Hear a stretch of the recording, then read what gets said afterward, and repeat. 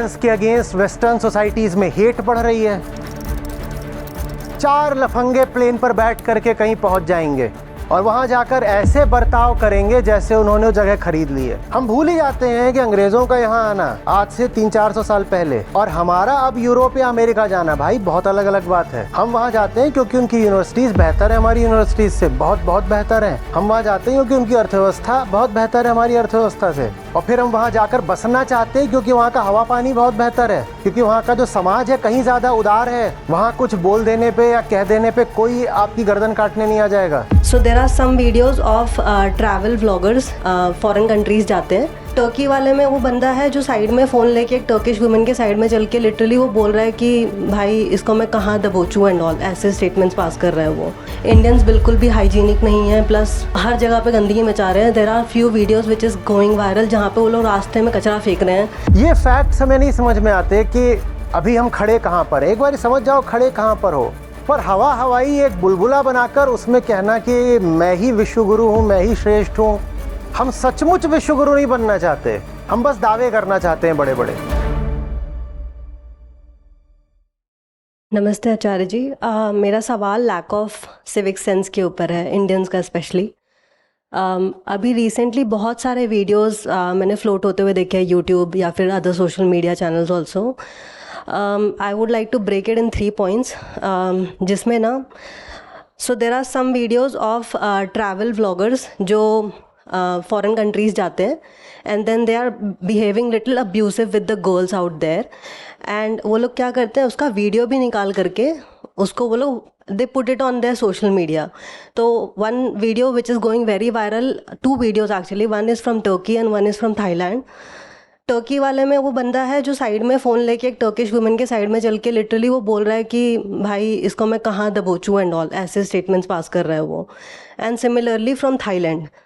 तो ये 2-3 ऐसे वीडियोज़ हैं, ये पहला पॉइंट है। दूसरा है कि we are known for spreading litter out everywhere. हम लोग मतलब अपना भी देश हम गंदा रखते हैं, हम अपने पड़ोस के भी एरिया को गंदा रखते हैं, और साथ में जब हम बाहरी देशों में जाते हैं तो हम वहाँ पे भी बहुत गंदगियाँ मचाते हैं, जिसकी वजह से they are complaining a lot. And बहुत सारे वीडियोज़ इसके ऊपर भी आते हैं जिसमें वो लिटरली बोलते हैं कि इंडियंस बिल्कुल भी हाइजीनिक नहीं है, प्लस हर जगह पे गंदगी मचा रहे हैं। There are few videos which is going viral जहाँ पे वो लोग रास्ते में कचरा फेंक रहे हैं।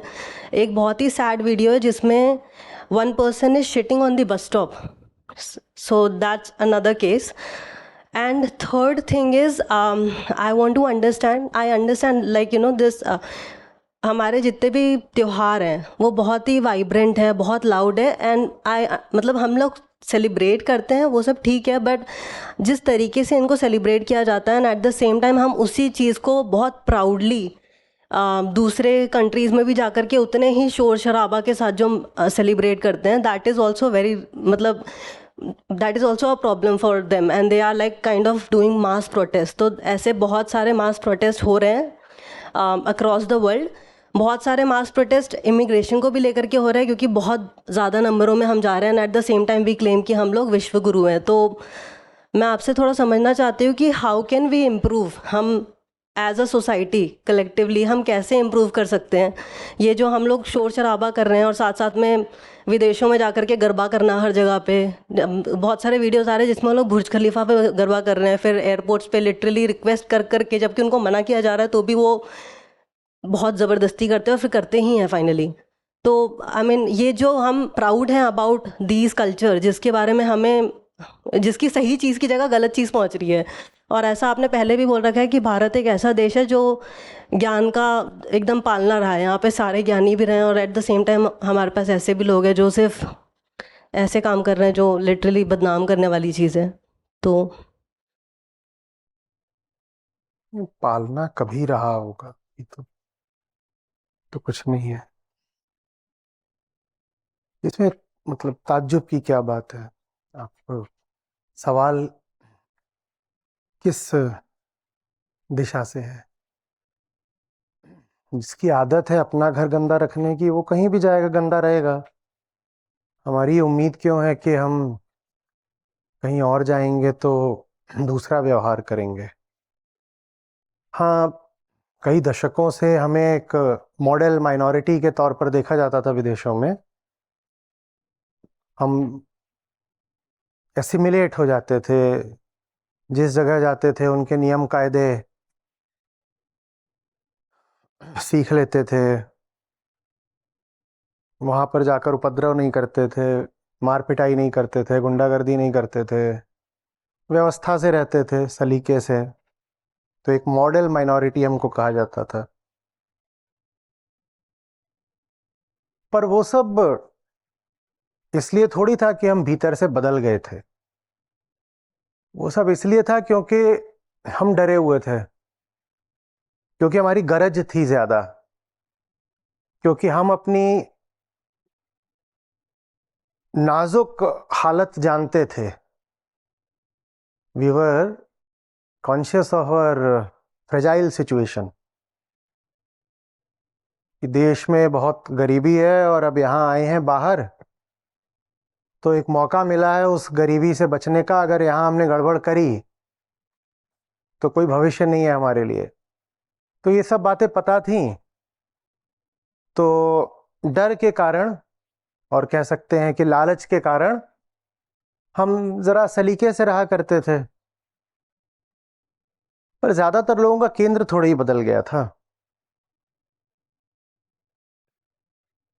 भीतर से तो जो हमने उल्टी पुल्टी आदतें और संस्कार और मान्यताएं सब जो पकड़ रखे हैं, भीतर तो वो मौजूद ही थे। और मौजूद ही नहीं थे वो, भीतर तो वो हावी ही थे। बस हम उनका बाहरी तौर पर प्रदर्शन नहीं करते थे कि प्रदर्शन कर देंगे तो कहीं बोरिया बिस्तर बांध करके हमें वापस हिंदुस्तान न भेज दिया जाए। तो थोड़ा हम डर के, संभल के, तमीज में रहते थे। अब इधर सोशल मीडिया का दौर है और सांस्कृतिक राष्ट्रवाद का दौर है। तो खासकर जो नई पीढ़ी है, जेनजी, वैसे तो उसको माना जाता है कि मॉडर्न नहीं, पोस्ट मॉडर्न है और ये सब बातें हैं, लेकिन सबसे ज़्यादा जो रिग्रेसिव निकल रही है, पिछड़ी निकल रही है दिमागी तौर पर, वो यही है, जेनजी ही है। अगर आप देखेंगे कि सबसे ज़्यादा व्यर्थ किस्म की कट्टरता और जिंगोइज्म कहाँ पाया जा रहा है, तो इसी पीढ़ी में मिल रहा है। क्योंकि ये पले बढ़े हैं सोशल मीडिया की खुराक पर। और सोशल मीडिया में कोई भी कंटेंट क्रिएटर आ जाता है, वो आपको बताना शुरू कर देता है कि ये पूरी दुनिया, अरे इसमें कोई दम नहीं है, हम ही सब कुछ है। और अगर आज ये पश्चिमी देश अमीर दिख रहे हैं तो इसलिए हैं क्योंकि इन्होंने सब भारत का पैसा चुराया है। इन्होंने भारत का पैसा भी चुराया है, इन्होंने भारत का ज्ञान भी चुराया है, इसीलिए तो ये इतने अमीर हो गए हैं। अभी बात पूरी तरह गलत भी नहीं है, पैसा तो उन्होंने चुराया है, ये निश्चित रूप से चुराया है। और कितना चुराया है इसकी साफ साफ गणना भी हो चुकी है। और जितना उन्होंने चुराया, अंग्रेजों ने, ब्रिटिश ने, जितना इन्होंने करीब समझ लीजिए 150 साल के दरमियान उन्होंने जो चोरी करी, उसकी आज जो कीमत होगी हम वो सब भी जानते हैं, वो सब हम जानते हैं। पर बात सिर्फ ये नहीं होती कि उन्होंने पैसा चुराया है, बात ये भी होती है कि अगर आज हमें वहां पर ज्ञान दिख रहा है तो वो ज्ञान उन्होंने हमसे चुराया है। वो सब कुछ हमारी किताबों में पहले से लिखा था। सारी जो मॉडर्न साइंस है, क्वांटम फिजिक्स से लेकर के सब एटॉमिक फिजिक्स से लेकर के कॉस्मिक फिजिक्स तक, छोटी से लेकर बड़ी से बड़ी तक जितनी बातें हैं वो सब हमारी किताबों में पहले थी, जो पश्चिम हमसे ले गया। देखिए, दो ही चीजें हैं जो पश्चिम में हमको दिखाई पड़ती हैं, तीन चीजें बल्कि। पहला पैसा, जो उनको हमसे बहुत अलग करती हैं, पहला पैसा। दूसरा ज्ञान, विज्ञान में। और तीसरा मानसिक खुलापन और उदारवाद, जो उनका एटीट्यूड है, जिसको हम उनकी संस्कृति कह सकते हैं। तो पैसे पे तो ये हो जाता है कि अगर उनके पास पैसा है तो जितना भी उनके पास आज पैसा है, चाहे यूरोप चाहे अमेरिका, जो भी उनके पास पैसा है उन्होंने भारत से चुराया है। तो पैसे का ये हो जाता है। विज्ञान की जहां तक बात है, विज्ञान उन्होंने हमारी पुरानी किताबों से चुराया, हमारे पास सब मौजूद था, तो उसका ये हो जाता है। और जो उनकी संस्कृति है उसका ये हो जाता है कि उनकी संस्कृति तो वैसे ही घटिया है, हमारी तो वैसे ही आज भी श्रेष्ठ है हमारी संस्कृति उनसे। क्या संस्कृति है उनकी? घर की इज्जत होती है औरत और उसको बाहर निकलवा के काम कराते हैं, म्लेच्छ कहीं के। और देखो ये क्या है, बहुत ही बेकार लोग हैं, ये बहुत ही बेकार लोग हैं। तो इस तरीके से फिर क्या सिद्ध होता है? तीन चीजें हैं उनके पास जो हमसे भिन्न है। पहला, पैसा। तो पैसा तो सारा जितना भी अमेरिका का है, अमेरिका का जीडीपी भर नहीं, अमेरिका राष्ट्र का जो कुल पूरा एसेट होगा वो भी सब उन्होंने भारत से चुराया है। तो अगर उनके पास पैसा है तो ये और बड़ा इल्जाम है उनके ऊपर कि कितने बड़े चोर हो तुम, जितना ज्यादा पैसा है तुम उतने बड़े चोर निकले। अगर विज्ञान है उनके पास, साइंस एंड टेक्नोलॉजी है, तो वो भी पूरा उन्होंने हमसे चुराया है। और अगर उनकी संस्कृति है, जिसको कहते हैं the land of the free, तो अगर उनकी एक उदारवादी और खुली हुई संस्कृति है, तो संस्कृति तो वैसे ही घटिया है, छी। उदारवाद के नाम पर देखो यहां पर क्या हो रहा है, ये ऐसा कोई तरीका है? खासकर मतलब महिलाओं को लेकर के तो बहुत ही बुरी संस्कृति है उनकी, बहुत ही बुरी है। ना तो पर्दे में रखते हैं, हाँ, और घरों में खाना भी नहीं बनाती वो, बहुत ही गलत।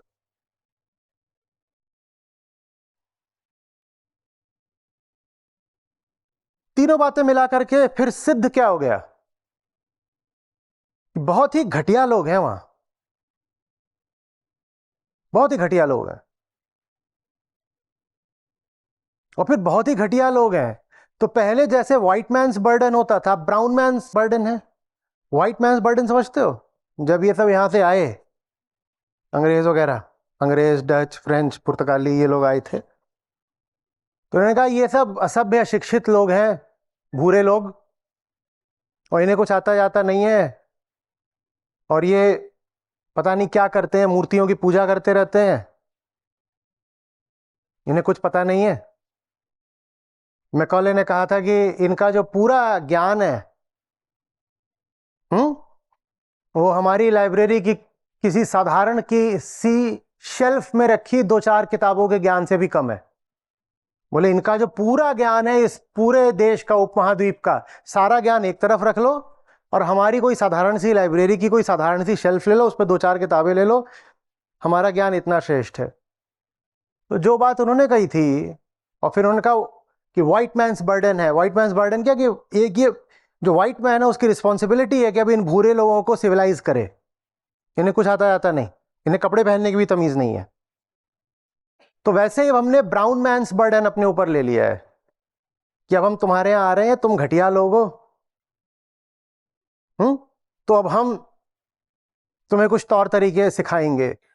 खासकर ये जो सोशल मीडिया यूट्यूबर और इंस्टाग्रामर होते हैं, तो जो आपने बोला कि अगर तुर्की में है तो वहां पर अगर कोई महिला है तो उसको गाली वाली देंगे, पता नहीं किस बात पर दे रहे होंगे, मैं नहीं जानता, और उसको कहेंगे कि आओ अब हम तुमको कुछ संस्कृति सिखाते हैं।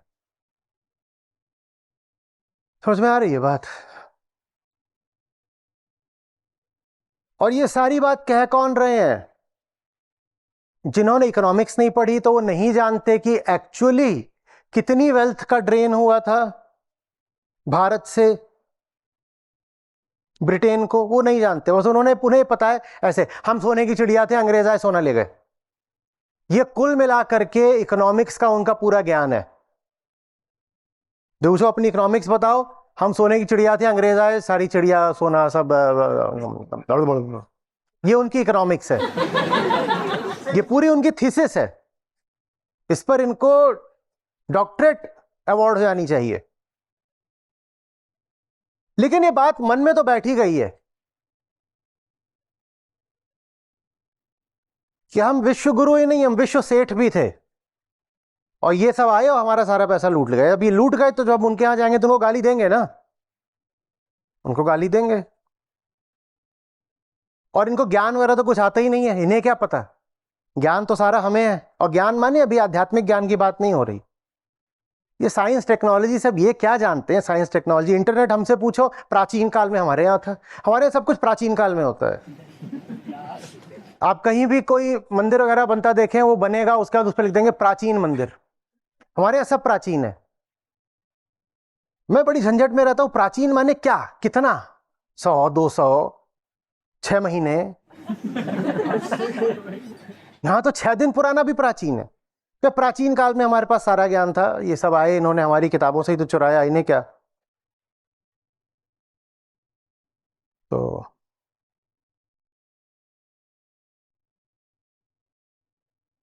कौन बोल रहा है ये, जिसको इतिहास में कुल इतना ही पता है कि प्राचीन काल में हम विश्वगुरु थे। इकोनॉमिक्स में क्या पता है, प्राचीन काल में हम सोने की चिड़िया थे। हिस्ट्री में क्या पता है, प्राचीन काल में हम विश्वगुरु थे। और ये बात फिर बोल रहा हूं, ये बात जो प्रौढ़ पीढ़ी है वो नहीं बोल रही, ये बात ये जवान लड़के बोल रहे हैं। और ये बात इनके भीतर घुसेड़ी किसने है, सोशल मीडिया कंटेंट क्रिएटर्स, इन लोगों ने। बहुत ही व्यर्थ तरीके का राष्ट्रवाद। वास्तविक राष्ट्रवाद क्या होता है ये तो इन्होंने कभी पढ़ा ही नहीं। इन्हें राष्ट्रवाद के नाम पर ये सब बातें पता है कि ऐसे करना होता है। और संस्कृति, संस्कृति में तो फिर हमसे आगे है ही कौन। इनका कल्चर खराब, इनका खाना खराब, इनका सब खराब, सब बेकार है इनका। तो फिर वहां पर जाकर के एक एग्रेसिव एसर्शन रहता है अपनी आइडेंटिटी का। और ये अभी शुरू हुआ है, पिछले कुछ सालों से, पहले नहीं था। पहले तो मैंने जैसे कहा मॉडल माइनॉरिटी माने जाते थे कि ये जहां जाते हैं वहां शांतिप्रिय तरीके से समाज को आगे बढ़ाते हैं, लोग पसंद करते थे भारतीयों को। इन जनरल जितने भी विदेशी समाजों में गए थे भारतीयों को पसंद किया जाता था, और भारतीय समृद्ध भी बहुत थे। मेरे ख्याल से अमेरिका में अभी भी सबसे समृद्ध जो एथनिक ग्रुप है वो भारतीयों का ही है अभी भी, या तो सबसे या नंबर 2 पर होगा। पर अब क्या है, अजी हाँ इनको तो हम संट कर देंगे, ये जानते क्या है। दिक्कत बस ये है कि जब वो यहां आए थे तो वो ताकत के साथ आए थे, और बहुत बड़ी ताकत थी उनके पास। इतनी बड़ी ताकत थी कि उतनी दूर यूरोप से बिना बिजली के, बिना डीजल पेट्रोल के और बिना स्टीम इंजन के वो भारत तक आ ही नहीं गए थे, यहां जीत भी लिया था। वो यहां पर पहले आए व्यापारी बनकर और फिर विजेता बनकर, वो ऐसे आए थे क्योंकि उनके पास विज्ञान की ताकत थी, पहले से थी, यहां आने से पहले से थी उनके पास, उनका विज्ञान था। और उनके पास एक संस्कृति थी जो कहती थी बाहर जाओ, देखो, समझो, तभी वो इतनी दूर यात्रा करके यहां आए। इसके उलट हम जब जाते हैं यूरोप या अमेरिका तो हम कैसे जाते हैं, और ये तथ्य हम बार बार भूल जाते हैं कि वो यहां कैसे आए थे और हम वहां कैसे जाते हैं। हम कैसे जाते हैं, हम जाते हैं उनके बनाए हवाई जहाज में, उनकी कंपनियों में नौकरी मांगने, उनकी यूनिवर्सिटीज में सीट मांगने। हम भूल ही जाते हैं कि अंग्रेजों का यहां आना आज से 300-400 साल पहले, और हमारा अब यूरोप या अमेरिका जाना, भाई बहुत अलग अलग बात है। हम वहां जाते हैं क्योंकि उनकी यूनिवर्सिटीज बेहतर है हमारी यूनिवर्सिटीज से, बहुत बहुत बेहतर है। हम वहां जाते हैं क्योंकि उनकी अर्थव्यवस्था बहुत बेहतर है हमारी अर्थव्यवस्था से। और फिर हम वहां जाकर बसना चाहते हैं क्योंकि वहां का हवा पानी बहुत बेहतर है, क्योंकि वहां का जो समाज है कहीं ज्यादा उदार है। वहां कुछ बोल देने पे या कह देने पे कोई आपकी गर्दन काटने नहीं आ जाएगा।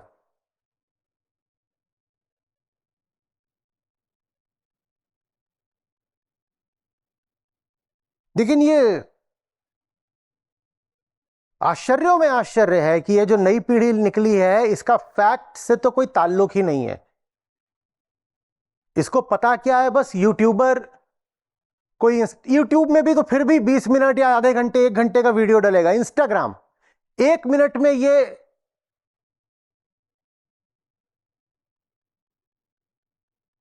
इतिहास में पीएचडी हो जाते हैं, वो भी बैकग्राउंड म्यूजिक के साथ। 1 मिनट के भीतर इतिहास में पीएचडी हो जाते हैं। ये सब कुछ आ जाता है, ऐसे ऐसे फ्लैश कर रही होती है स्क्रीन। अब बस हो गया, सब समझ में आ गया इतिहास भर में क्या हुआ है। Triple doctorate, economics, history and culture, तीनों में बिल्कुल इनको विशेषज्ञता हासिल है। और उससे भरकर ये फिर जाकर के हर जगह अपने आप को एसर्ट करेंगे। अब तुम एसर्ट करोगे तो फिर वही होगा जो हुआ है, आज ही आया है। कितना करा है H1B पर? $1 लाख करा है ना? हाँ, $1 लाख। वो कह रहे मत आओ, हम तुम्हें आने ही नहीं देना चाहते हो, आना है तो इतना पैसा निकालो।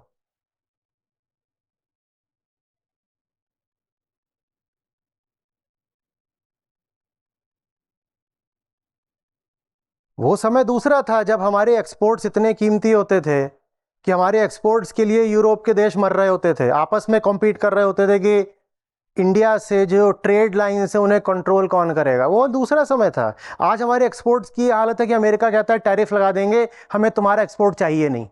और जब हम तुम्हारा एक्सपोर्ट रोकेंगे तो नुकसान हमारा नहीं होगा, नुकसान तुम्हारा होगा।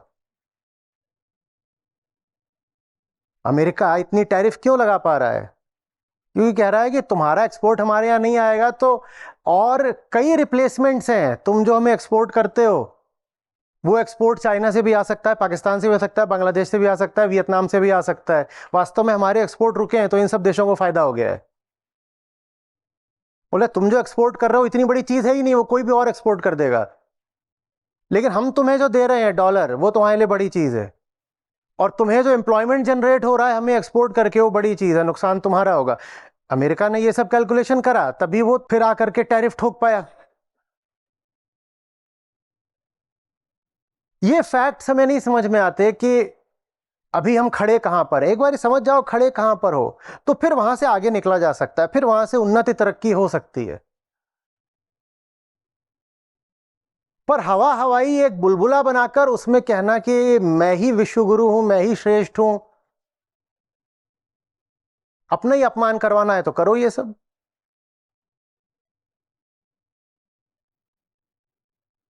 अब जो अमेरिकी कंपनियां हैं वो अपने सब एम्प्लॉयज को बोल रही हैं कि अमेरिका से बाहर अभी चले मत जाना, नहीं तो वापस नहीं आने देंगे ये, और अगर बाहर हो तो 24 घंटे में वापस आ जाओ। ये तो हमारी हालत, कड़वा शब्द है पर कहना चाहिए, हैसियत है।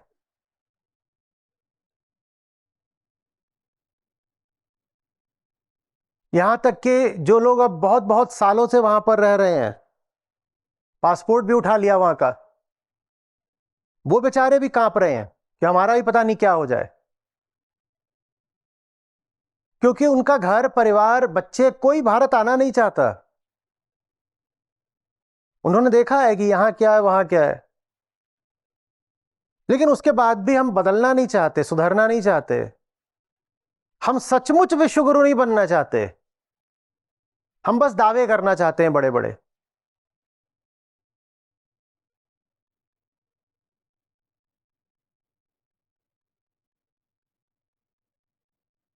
बहुत बहुत मेहनत लगती है एक यूरोप या अमेरिका बनने में, बहुत मेहनत लगती है। सिर्फ ये कहने से नहीं हुआ कि अरे ये तो लुटेरे थे, पहले जाके इन्होंने रेड इंडियंस का लैंड लूट लिया, उसके बाद जाके इन्होंने कॉलोनीज का पैसा लूट लिया, तो ये ऐसे हो गए हैं। हाँ, जो आप बोल रहे हो बात ठीक है, वो कहानी का एक हिस्सा है, पर कहानी का ज्यादा बड़ा हिस्सा ये है कि उन्होंने बहुत बहुत मेहनत करी है, रिसर्च करी है, इंस्टीट्यूशंस खड़े करे हैं। और इंस्टीट्यूशन सिर्फ हार्ड इंस्टीट्यूशंस नहीं, सॉफ्ट इंस्टीट्यूशंस भी। उदाहरण के लिए डेमोक्रेसी हमारे यहाँ थी क्या? जब अंग्रेज भारत आए तो यहाँ डेमोक्रेसी थी, और डेमोक्रेसी होती तो क्या हम अंग्रेजों को यहाँ पर कदम जमाने देते? आज हम कहते हैं लोकतंत्र, लोकतंत्र दुनिया का सबसे बड़ा लोकतंत्र, हम लोकतांत्रिक थे क्या? तो लोकतंत्र भी हमने उन्हीं से इंपोर्ट किया है।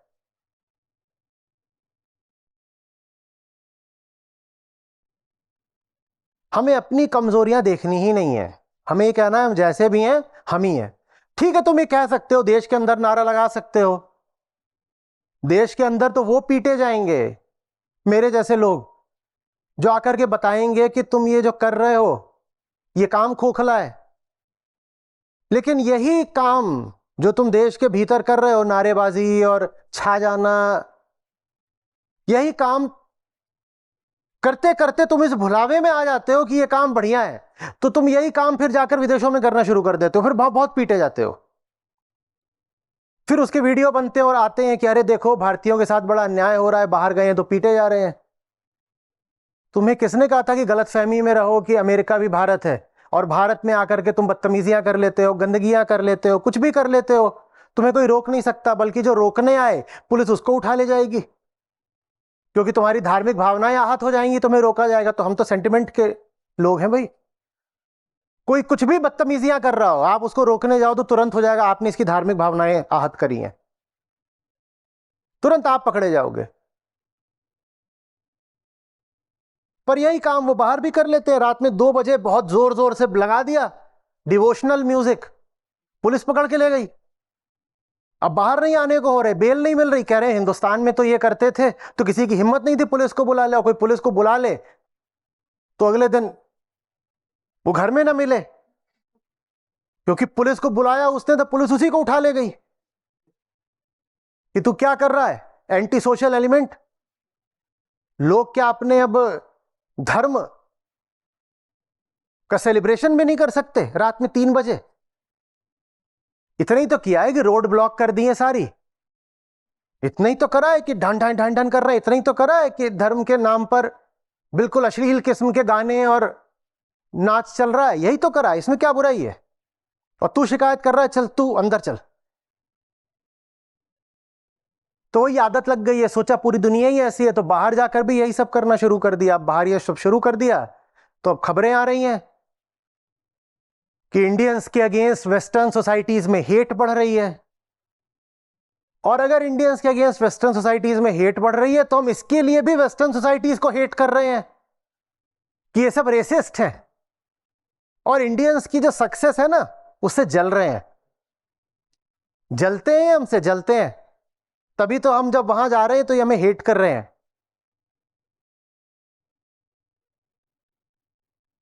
थोड़ा तो जमीन पर आ जाओ, थोड़ा तो। 2 महीने के लिए इंस्टाग्राम अनइंस्टॉल कर दो और अपनी पीएचडी सरेंडर कर दो।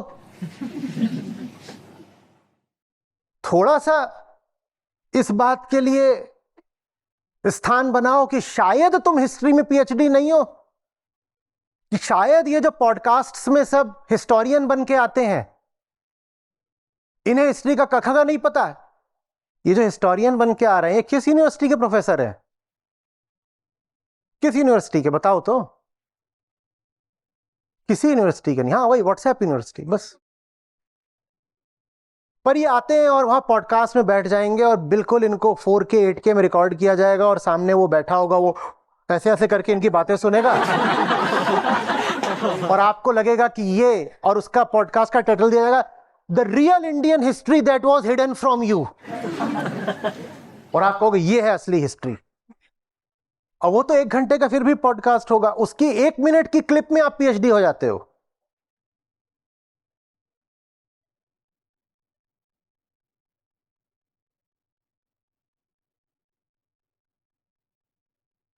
एक मिनट की क्लिप में ये पूरा देश इतिहास में, इकोनॉमिक्स में, आप बताओ हर चीज में, साइंस में पीएचडी करे बैठा है।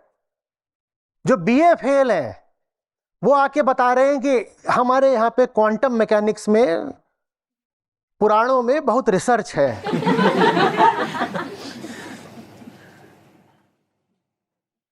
लल्लू लाल झुमटा कॉलेज से इनसे बीए नहीं पास हुई। ये 1 मिनट की इंस्टाग्राम की रील देखकर क्वांटम फिजिक्स में पीएचडी हुए बैठे हैं और पूरे आत्मविश्वास के साथ वहां पर ट्रेन के जनरल डब्बे में 8-10 को घेर करके ज्ञान दे रहे हो, सब ऐसे सुन रहे हैं वैसे ही हो। नहीं, सही बात है, सही बात है।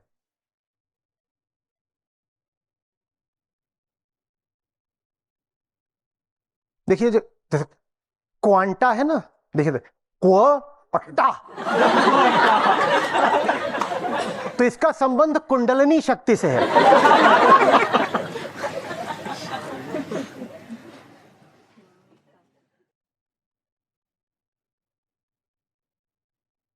शिक्षा व्यवस्था हमारी ऐसी कि ये सब जो अभी नई पौध निकल रही है, इनमें से कोई नकल करके पास हुआ है, कोई ग्रेस मार्क से पास हुआ है, सीबीएसई इन सब ने अपने सिलेबस ऐसे कर दिए हैं कि परसेंटेज वगैरह होता नहीं, आसानी से पास हो जाते हैं।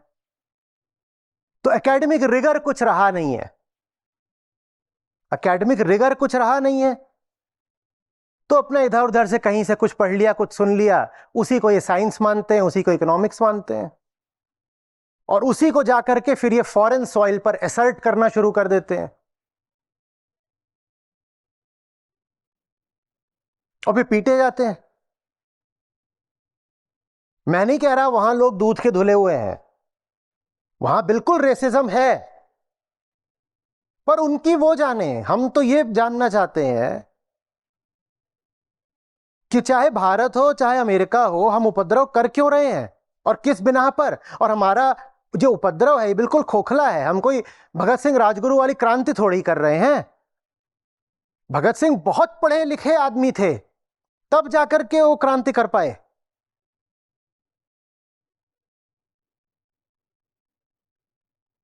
हम तो शोर मचाने वाली क्रांति कर रहे हैं, हम ये ओए, 4 लफंगे प्लेन पर बैठ करके कहीं पहुंच जाएंगे और वहां जाकर ऐसे बर्ताव करेंगे जैसे उन्होंने वो जगह खरीद ली है। ये तो छोड़ो कि विदेशों में, भारत के अंदर ही जाकर देखो, गोवा में हमारे उत्तर भारत से खासकर जो लोग आते हैं उनका व्यवहार, सब नहीं करते, कुछ अच्छे अपवाद भी होंगे, पर ज्यादातर लोग जिस तरह का व्यवहार करते हैं जाकर, और जो गोवा की स्थानीय आबादी है उनसे पूछो कि उनका उत्तर भारतीयों को लेकर क्या मत है, नहीं पसंद करते, नहीं पसंद करते। बोलते हैं ये ऐसे ही जाते चलते जाएंगे और यहीं पे कहीं सड़क किनारे खड़े होकर के वहीं पे मैगी बनाना शुरू कर देंगे, फिर वहीं बैठ जाएंगे, गंदगी फैलाएंगे, रैपर छोड़ेंगे, बियर की बोतलें छोड़ेंगे, बीच पर जाएंगे, बीच पर जाएंगे इसीलिए कि लड़कियां छेड़नी है।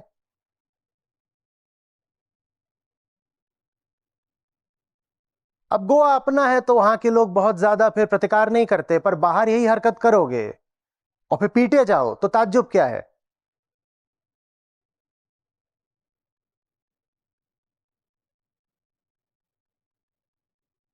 ये एक फैड बन गया है, सब हमसे नीचे गए हैं, क्या सब हमसे नीचे के हैं। और ये बात जब अपने आप को 100 बार बोलोगे ना, सब हमसे नीचे के हैं, तो खुद भी इस बात में यकीन करना शुरू कर देते हो, और जब खुद इस बात में यकीन आ जाता है तो फिर अपना व्यवहार भी वैसे ही हो जाता है कि जैसे सब नीचे के हैं, सब नीचे के हैं, सब हमसे नीचे के हैं, तो अपना व्यवहार भी फिर वैसे ही हो जाता है।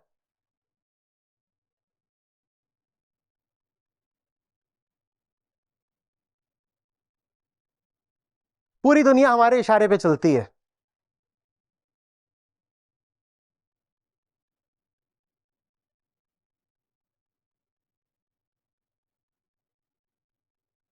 अभी ओलंपिक्स हुए, कुछ नहीं आया, चीन के 40 स्वर्ण थे, कुछ नहीं आया हमारा, तो मैंने डाला उस पर, मैं काहे को छोड़ू, इतनी लंबी चौड़ी बात। तो उस पे लोग बोल रहे हैं अजी हाँ हटाओ, ये ओलंपिक्स वगैरह तो ऐसे ही है, इनका मजाक है, कुछ नहीं ओलंपिक्स में। आईपीएल है ना हमारे पास, अमेरिका की मजाल आईपीएल में जीत के दिखाए, ये इनका जवाब है। बोल रहे हैं ओलंपिक्स तो ये गोरे लोगों का मजाक होता है, इसमें तो कुछ है ही नहीं दम, असली चीज आईपीएल होती है। अमेरिका से बोलो आईपीएल जीत के दिखाए, वो सीरियसली ये बात कह रहा है। खौफ, खौफ। और पाखंड ये कि यही लड़का अमेरिका जाने के लिए अपना हाथ कटाने को तैयार हो जाएगा, और अगर न मिले वीजा तो वैसे जाएगा, क्या बोलते हैं उसको, डंकी और कबूतरबाजी वो सब करेगा, और फिर 100 तरह का अपमान झेलेगा, जब अमेरिका से इनको डिपोर्ट करते हुए प्लेन आएगा और पूरे रास्ते प्लेन के भीतर भी हथकड़ी बांधकर बैठे होंगे।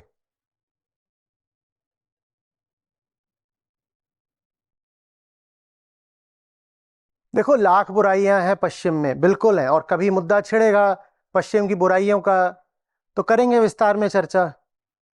एक बुराई खोजेंगे तो उनकी 10 निकलेंगी, बिल्कुल निकलेंगी।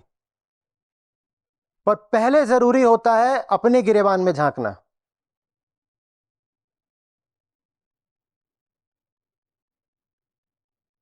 कि नहीं? वो भी ऐसा नहीं है कि जितने भारतीय हैं सबसे हेट कर रहे हैं। हालांकि हेट की खबरें अब हर तरफ से आ रही हैं, अमेरिका, कनाडा, ऑस्ट्रेलिया, यूरोप, हर जगह से ये आ रहा है।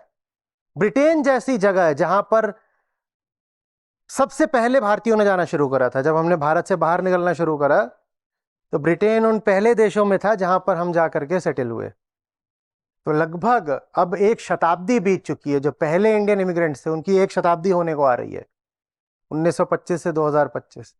ब्रिटेन तक में पहली बार जो एंटी इमिग्रेशन रैली निकली है उसमें भारतीयों का नाम लिया जा रहा है कि ये लोग यहां किस लिए आए हैं। ये खूब हो रहा है। लेकिन इसके बावजूद मैं कह रहा हूं कि वहां ऐसा नहीं है कि सभी भारतीयों से नफरत की जा रही है। इज्जत भी हिंदुस्तान को खूब मिली है बाहर, पर बाहर उन भारतीयों को इज्जत मिली है जो इज्जत पाने लायक हैं, बिल्कुल मिली है। जो जाकर के उनकी सोसाइटीज में कुछ वैल्यू एडिशन दे पाए हैं उन्होंने उनको इज्जत भी दी है। जो वहां पर जाकर गंदगी मचाएंगे और धूम मचाएंगे उनको थोड़ी इज्जत दे देंगे।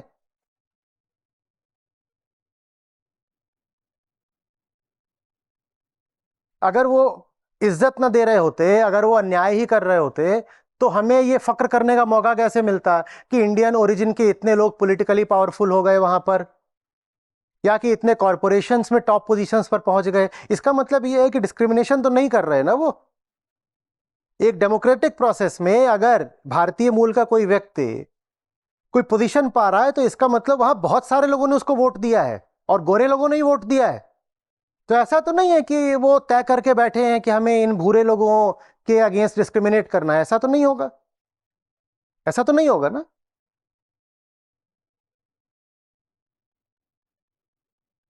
लेकिन गंदी आदतें जगह बदलने से छूट नहीं जाती, और घटिया मान्यताएं पकड़ लोगे तो समय बीतने के साथ तुम्हें खुद ही अपने झूठों पर यकीन होना शुरू हो जाएगा।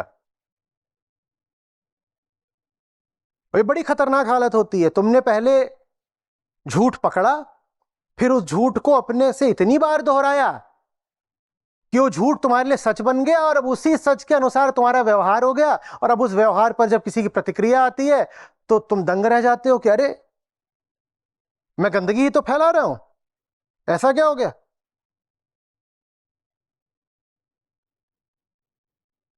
जो फिर भारत में रवैया रहता है कि अगर कोई लड़की कम कपड़े पहन के घूम रही है तो इसका मतलब ये खुद चाहती है कि हम इसे अप्रोच करें। तो वहां जाते हैं तो वहां तो खासकर अगर गर्मी आए तो सबने ही कम कपड़े पहन रखे होते हैं, तो ये हेलो हाय करने पहुंच जाते हैं, सेल्फी ले रहे हैं। ये गोवा में भी करते हैं खूब ये। वहां कोई इनको अगर मिल जाए गोरी तो उसके पास जाके है मैम वन सेल्फी, और उसने हाँ बोला कि ना, पहली बात तो तुम हो कौन, ना नाम पता, ना तू कौन आ रहा, क्यों सेल्फी ले रहा है उसके साथ। इंतजार भी नहीं करते कि हाँ ना बोल रही हो, खड़ी हुई है, और खासकर अगर बिकनी में दिख गई तब तो उसका सेल्फी लेनी है। अब वो यहाँ आ गए हैं, नहीं बोल रहे हैं कुछ, पर्यटक बनकर आए हैं, पर यही काम उनके देश में करोगे।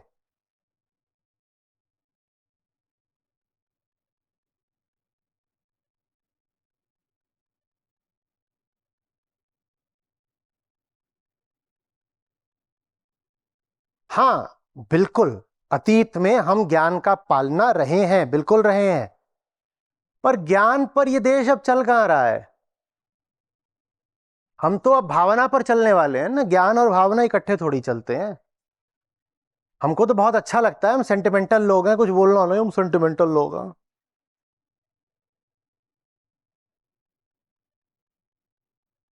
आपका सेंटिमेंट आपको मुबारक हो, दुनिया थोड़ी ही उसको सम्मान देगी।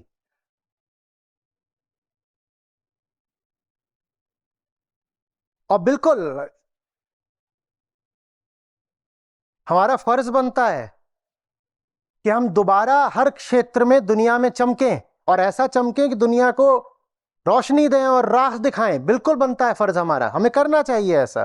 पर वो सब करना ध्यान का काम है और श्रम का काम है, नारेबाजी का काम नहीं है ना। वो सब शोर मचाने से नहीं होता, वो सब एकांत साधना से होता है। एक लंबे समय तक धीरे धीरे इंस्टीट्यूशंस डेवलप करने पड़ते हैं, पब्लिक में, समाज में एक नए तरीके की सोच विकसित करनी पड़ती है, तब जाके कोई राष्ट्र आगे बढ़ पाता है। साइंस आगे बढ़ती है फैक्ट्स के एक्सप्लोरेशन से, और अगर समाज ऐसा हो गया है कि वो फैक्ट्स की जगह इमेजिनेशंस और सुपरस्टिशंस को महत्व देता है, तो बताओ उस समाज में साइंस आगे कैसे बढ़ेगी। जहां वैज्ञानिकों से ज्यादा आपको बाबाओं के नाम पता हो, जहां वैज्ञानिक विषयों पर भी बाबा लोग आकर के ज्ञान बांच रहे हो, वहां राष्ट्र आगे कैसे बढ़ेगा।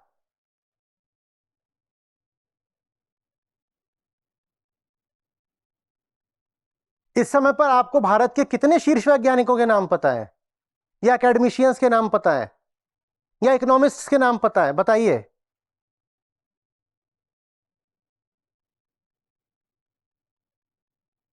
आपको पता है जो हमारे अच्छे से अच्छे हैं भी साइंटिस्ट्स, इकोनॉमिस्ट्स वगैरह, वो सब अमेरिका में बैठे हुए हैं।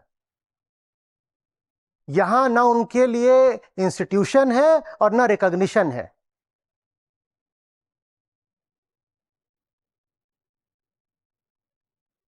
और एक और नई चीज हमने अब सीखी है, कोई हमें आईना दिखाए तो झट से उसको बोलो एंटी नेशनल, राष्ट्रद्रोही है, ये राष्ट्रद्रोही।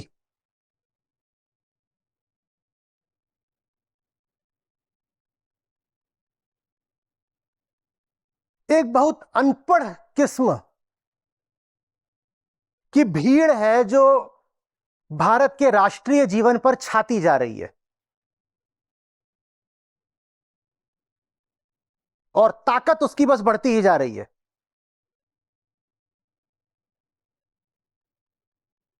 और मुझे डर लगता है सोच करके कि इसका भारत राष्ट्र के लिए फिर क्या अर्थ है।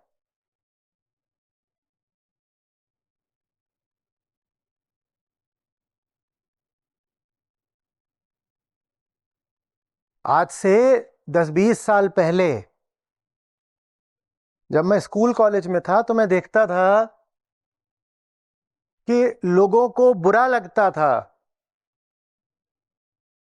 अगर उनको कुछ नहीं पता है, तो बेचारों में हीन भावना आ जाती थी। तब मैं कहा भी करता था कि इसमें इंफीरियर फील करने की कोई बात नहीं, हीनता मत अनुभव करो, कुछ नहीं आता तो जानो और आगे बढ़ो। पर वो शायद इतनी बुरी बात नहीं थी, क्योंकि तब लोगों को अपने अज्ञान पर कम से कम हीनता महसूस तो होती थी। अभी मामला बिल्कुल पलट चुका है। आज जो जितना ज्यादा अज्ञानी है वो उतनी ऐंठ में घूम रहा है। याद है मैंने कहा था गंवार स्वैग, इसी बात का स्वैग है कि हम गंवार हैं और खुल के बोलेंगे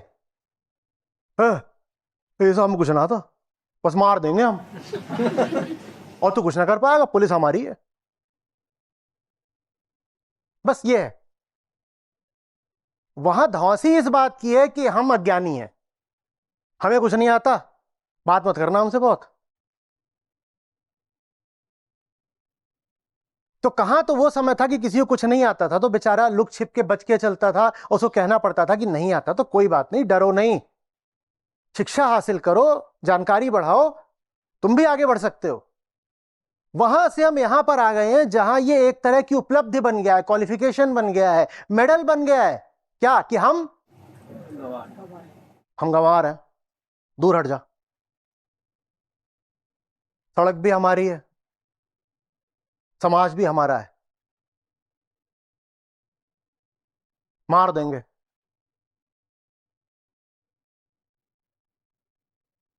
मोबोक्रेसी।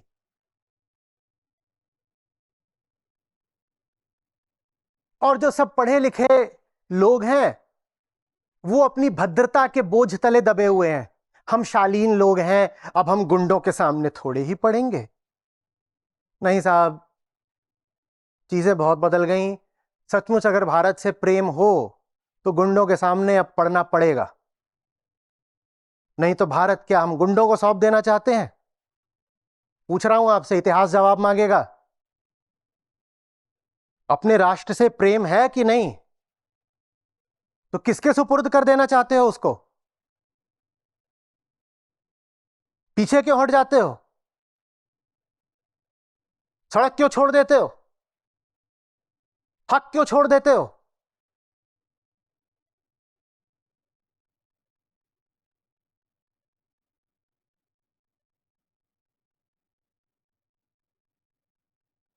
उन्हें क्यों हक दे दिया है परिभाषित करने का कि राष्ट्र माने क्या? राष्ट्र उनकी बपौती है। राष्ट्र हम परिभाषित करेंगे ना कि राष्ट्र माने क्या होता है। हम हैं ऋषियों के वंशज, हम जानते हैं राष्ट्र का अर्थ।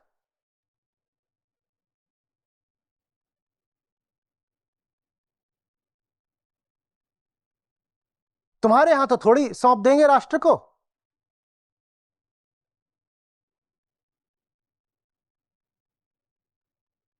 और जब राष्ट्र उनका हो जाता है तो आप राष्ट्रद्रोही हो जाते हो। समझो इस बात को बहुत अच्छे से।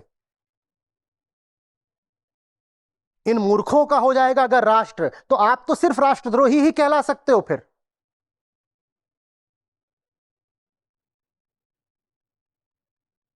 ठीक वैसे जैसे विभीषण को लंका द्रोही कहा गया था। लंका अगर रावण की है तो राम का प्रेमी तो राष्ट्रद्रोही ही कहलाएगा।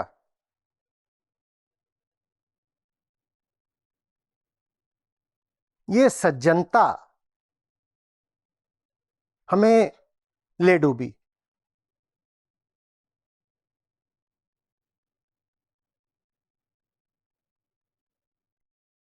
प्रणाम आचार्य जी। एक अवलोकन है कि जो जितनी भी उटपटांग बातें करनी होती है, जैसे सोशल मीडिया स्पेशली ट्विटर या इंस्टाग्राम पे, तो जैसे स्त्रियों के प्रति कोई रूढ़िवादी मान्यता के साथ आ रहा है और कोई अभद्र टिप्पणी कर रहा है किसी भी जनरल डिस्कशन में, और अवैज्ञानिक बातें कर रहा है, और स्यूडो साइंस फैला हुआ है, सुपरस्टिशंस फैले हुए हैं, तो अगर हम उसकी प्रोफाइल पे जाएं तो एक साझी बात है कि वो अपने साथ साथ हमारे धर्म को भी बदनाम कर रहा है, क्योंकि उसके प्रोफाइल पे लिखा रहेगा कोई तथाकथित धार्मिक श्लोक और हमारी भगवान का प्रोफाइल पिक्चर रहेगा। एक एकदम बहुत कॉमन है, मतलब अपनी शक्ल अपना ये नाम। हमारे लिए डूब मरने वाली बात है ना, कि जो सबसे मूर्खता की और सबसे गंदी, सबसे भद्दी, सबसे अश्लील बातें कर रहे होते हैं लोग, उन्होंने हमारे भगवानों को मोनोपोलाइज कर लिया।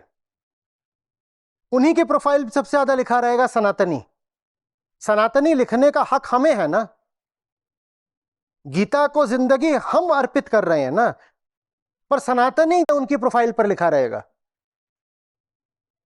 ये हमने क्यों होने दिया है? ये आप पूछिए, आप बताइए।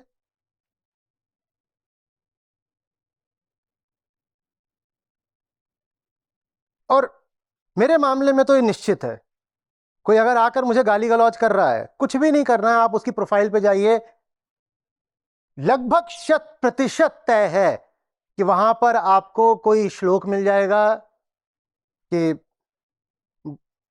भारत देश महान है, संस्कृत में कुछ लिख दिया होगा, भगवा रंग लगा दिया होगा, कट्टर हिंदू लिख दिया होगा, प्रोफाइल पिक्चर में श्री राम का फोटो होगा, प्रोफाइल पिक्चर में भगवा झंडा या श्री राम का चित्र होगा। श्री राम का चित्र लगाने की योग्यता हमारी है। राम के भजन हम गाते हैं, अभी घंटे भर तक आप गा रहे थे। तो ये हमारे लिए धिक्कार की बात है कि कौन ले गया हमारे रामों और कृष्णों को।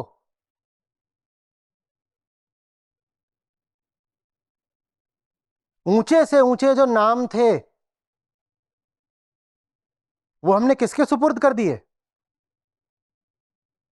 देखिए, बुद्धिजीवी बनकर ना धर्म को रिजेक्ट करना बहुत आसान है। मैं रिजेक्ट नहीं करना चाहता, मैं रिक्लेम करना चाहता हूं। कृष्णमूर्ति का रास्ता था रिजेक्ट करने का, मैं असहमत हूं उस रास्ते से। जो हमें ऊंची से ऊंची बात हमारे विचारकों, चिंतकों, दार्शनिकों, ऋषियों ने दी है, भारत में ही नहीं पूरे विश्व भर में, मैं उसको रिजेक्ट क्यों कर दूं? क्यों रिजेक्ट कर दूं? मैं उसको रिक्लेम करूंगा ना, मैं उसे उस जगह पर बैठाऊंगा, उस ऊंचे आसन पर बैठाऊंगा जहां बैठने की वो बातें हकदार हैं। मैं क्यों कह दूं कि बुद्ध की बात ये व्यर्थ है, मुझे बुद्ध से लेना देना नहीं, मैं नहीं, मुझे बुद्ध को बुद्ध की जगह देनी है, मुझे कृष्ण को कृष्ण की जगह देनी है। और हमने बुद्धों और कृष्णों को देखिए किसको सौंप दिया है। और ये बात कृतज्ञता की भी होती है ना, कोई हमें एक बहुत ऊंची विरासत सौंप गया है, हम एहसान माने कि ना माने, या ये कह दे कि तुमने हमें जो कुछ सौंपा है हम उसे रिजेक्ट करते हैं। उन्होंने हमें सौंपा है, प्रेम में सौंपा है, एहसान जताने के लिए उन्होंने नहीं सौंपा है, उन्होंने प्रेम में दिया है हमें कुछ। जो उन्होंने हमें प्रेम में दिया है हम उसका सम्मान करेंगे ना। मैं रेडियोलॉजिस्ट हूँ। मैं आचार्य जी को यूट्यूब पे 3 साल से सुन रही हूँ और उसके बाद प्रॉपरली गीता सेशन से मैंने सुनना, उसके लिए इनरोल करे हुए मुझे 1.5 साल हो गया है। पहले मुझे लाइफ में मेरे जो भी डिसीजंस होते थे उनमें दूसरों से राय लेनी पड़ती थी और इतनी क्लैरिटी नहीं होती थी। अब आचार्य जी से जुड़ने के बाद धीरे धीरे ज़्यादा क्लैरिटी आने लगी है। मैं अपने डिसीजंस खुद बेटर लेने लगी हूँ और जो बंधन थे मैं उनको बंधन मानती ही नहीं थी। आचार्य जी ने मुझे अपने बंधन दिखा दिए, फिर फ्रीडम के लिए जो तड़प होती है वो अपने आप पैदा हो जाती है। मैं यही बोलूँगी जो भी लोग आचार्य जी को यूट्यूब पे सुन रहे हैं वो अब गीता सत्रों से जुड़े, उनको जो एक्चुअल परिवर्तन है वो इधर आके महसूस होएगा।